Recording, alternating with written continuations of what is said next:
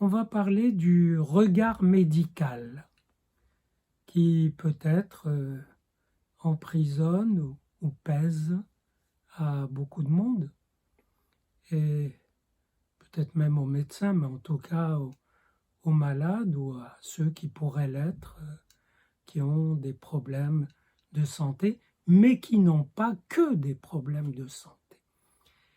Si vous voulez, on a pu observer que pendant cette pandémie, ce confinement, le pays a été placé sous le regard médical, sous le discours médical. Et j'ai dit que ce n'était pas un discours scientifique, il y a eu un premier abus qui les a assimilés, un gros abus de langage. Je vous ai dit, revoyez ma vidéo là-dessus, que la médecine utilisait la science, mais dans une trame qui, heureusement, laisse place à de l'inconnu, à de l'imprévu, à du psychique qui n'est pas psychiatrisé, donc médicalisé, à de la liberté, à du corps non malade, à du mouvement qui n'est pas répertorié.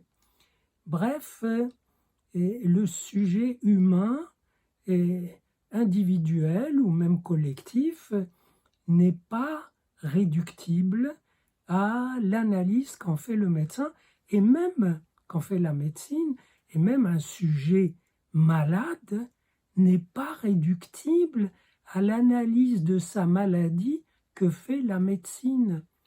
Il a tout intérêt à garder le contact d'abord avec sa non-maladie, il n'est pas que malade, mais même par rapport à sa maladie, il a tout intérêt à garder cette distance qui fait qu'il juge, il sent, il pense.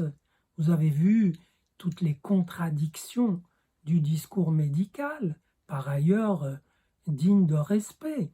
Toutes les contradictions, tous les jeux d'influence, les jeux même financiers, etc. Mais ces contradictions, n'importe quel patient d'un médecin les connaît, les rencontre. Depuis le point de vue financier, les dépassements d'honoraires, les prix qui peuvent être exorbitants, jusqu'au raisonnement fluctuant, incertain, contradictoire d'un médecin à l'autre. Donc ce à quoi on a assisté collectivement, chaque sujet peut l'avoir expérimenté individuellement. Sur une même atteinte, vous pouvez avoir deux opinions, deux avis de médecins tout à fait respectables et contradictoires. Donc, il faut en prendre son parti et penser donc à retenir, à garder cette liberté de pouvoir penser, critiquer, discuter. Sinon, d'ailleurs, c'est un manque de respect pour les médecins, car on les réduit à des marchands de médicaments. Et c'est dommage. On pourrait discuter avec eux s'ils sont accessibles à la discussion, mais surtout on pourrait discuter de sa maladie ou de son mal-être ailleurs qu'avec un médecin, et c'est évidemment ce qui se fait. Et la psychanalyse ne fait que ça, c'est-à-dire aider des gens, c'est ce que je fais depuis 45 ans, aider des sujets souffrants à retrouver le chemin de leur vie, le chemin de leurs pensées, de leurs désirs, et sans le confier à un protocole médicamenteux qui va faire le travail pour eux, ce qui ne veut pas dire ne pas céder de médicaments si c'est nécessaire, mais ce n'est pas l'essentiel de la question.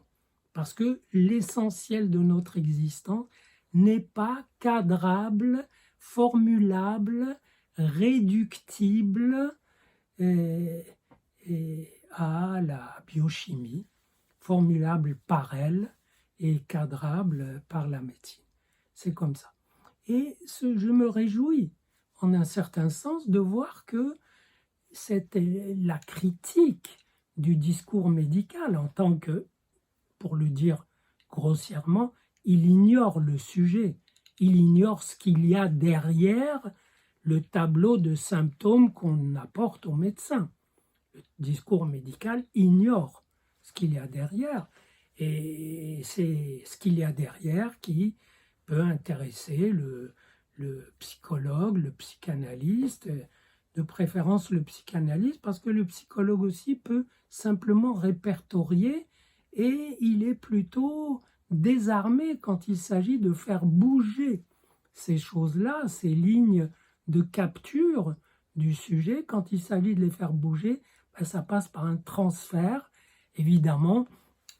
Avec les techniques comportementales, on peut se débarrasser de certains symptômes et ça repose sur un transfert que j'appelle absolu, c'est-à-dire total au thérapeute, parce qu'il faut un transfert total, mais en même temps inanalysé, inanalysable. On ne sait pas ce qu'il y a dedans, on se confie totalement comme à un hypnotiseur.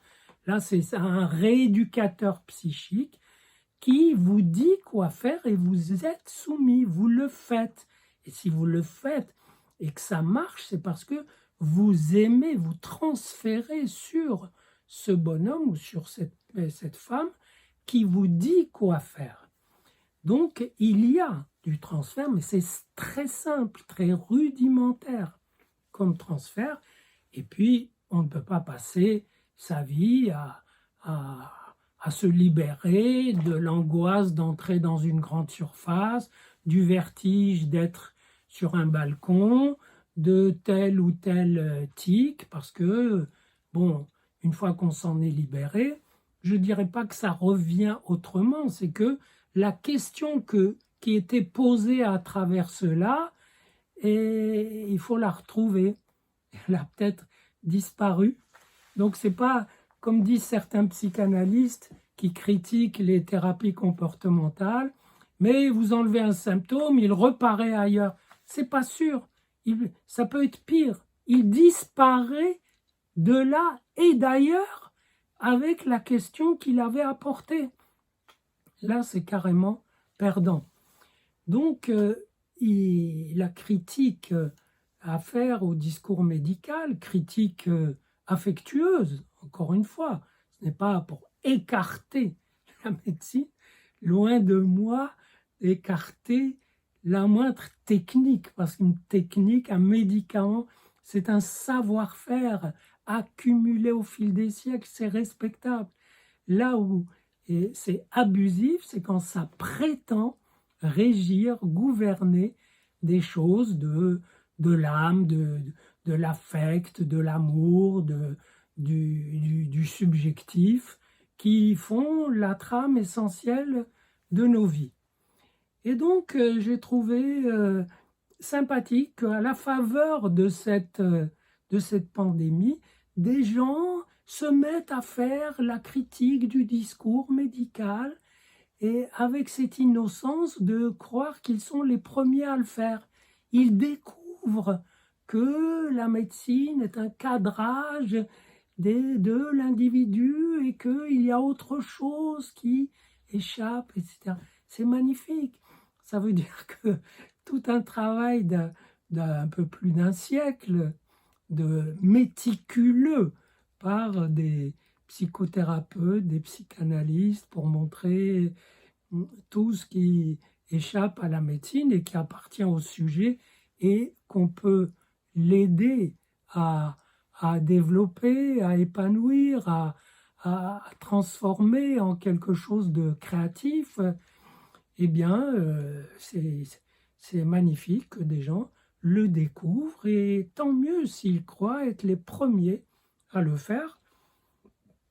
C'est déjà pas mal qu'ils ne nous demandent pas d'adhérer à leur nouvelle école s'ils en créent une, mais quelque part, il y a quand même une petite pointe de tristesse, c'est que finalement, les gens qui ont travaillé à cette critique du discours médical, mais en acte, et du discours psychiatrique en acte, donc dans l'action thérapeutique elle-même, eh bien, par une sorte de mouvement et comme ça, de propagande, sont mis de côté où on ne les écoute pas, on écoute le stéthoscope collectif qui a traité tout un pays euh, en, en individus potentiellement malades, et alors que les gens sont, voilà, sont plutôt sains, bien portants, se battent avec leur